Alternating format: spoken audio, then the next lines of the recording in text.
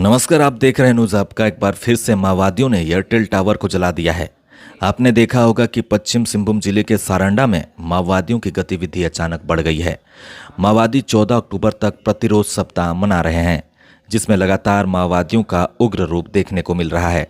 आज रात माओवादियों ने छोटानागरा थाना क्षेत्र के बहदा में एयरटेल टावर को अपना निशाना बनाया और आगजनी की है। बताया जा रहा है कि हथियारबंद माओवादी गांव पहुंचे और सबसे पहले ग्रामीणों को घर के अंदर रहने की चेतावनी दी, फिर एयरटेल टावर में आगजनी की है।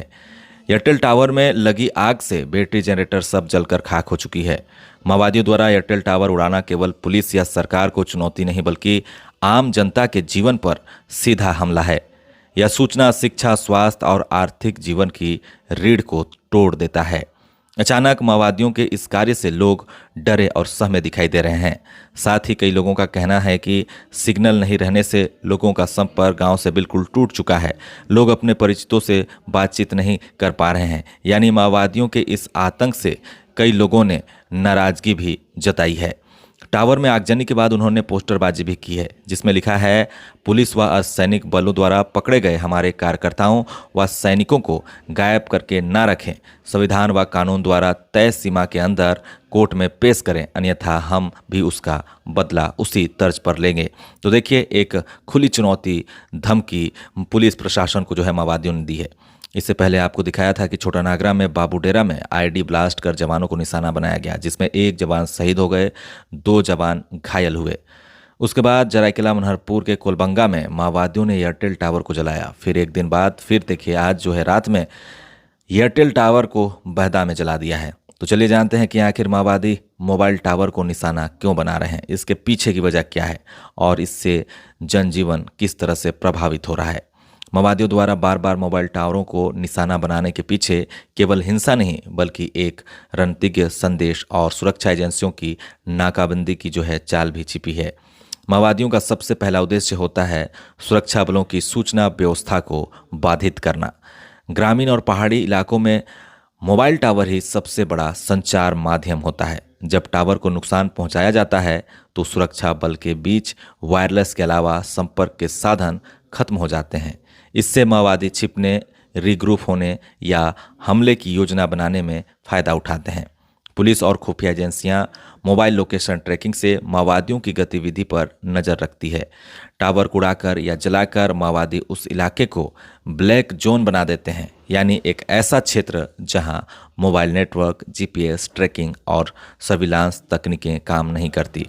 टावर को उड़ाना या जलाना माओवादियों के लिए केवल तकनीकी हमला नहीं, बल्कि प्रचार और भय का हथियार भी है। वे ग्रामीणों और स्थानीय प्रशासन को यह संदेश देना चाहते हैं कि यह इलाका अब भी हमारे नियंत्रण में है। इस तरह वे लोगों में जो है डर पैदा करते हैं, ताकि कोई भी पुलिस या प्रशासन का साथ देने की हिम्मत ना करे। हर साल माओवादी अपने प्रतिरोध सप्ताह यानी शहादत सप्ताह या वन दिवस के दौरान ऐसी घटनाओं को अंजाम देते हैं। इस दौरान टावर उड़ाना उनके लिए प्रतीकात्मक कार्रवाई होती है, जिससे वे मीडिया में सुर्खियां बटोर सके और अपनी मौजूदगी दर्ज करा सकें। ऐसे इलाकों में सुरक्षा बलों के लिए चुनौती यह है कि संचार व्यवस्था ठप हो जाती है, ड्रोन और जीपीएस उपकरणों का उपयोग सीमित हो जाता है और स्थानीय ग्रामीणों से संपर्क कठिन हो जाता है। इसी कारण सुरक्षा बल अब सैटेलाइट फोन और ऑफलाइन रेडियो सिस्टम जैसे वैकल्पिक संचार माध्यमों पर निर्भर हो रहे हैं। माओवादियों द्वारा टावर उड़ाना केवल एक हिंसक घटना नहीं, बल्कि एक रणनीतिक चाल है, जिसका उद्देश्य है राज्य की उपस्थिति को कमजोर दिखाना, लोगों में भय पैदा करना और अपने जन युद्ध की पकड़ बनाए रखना।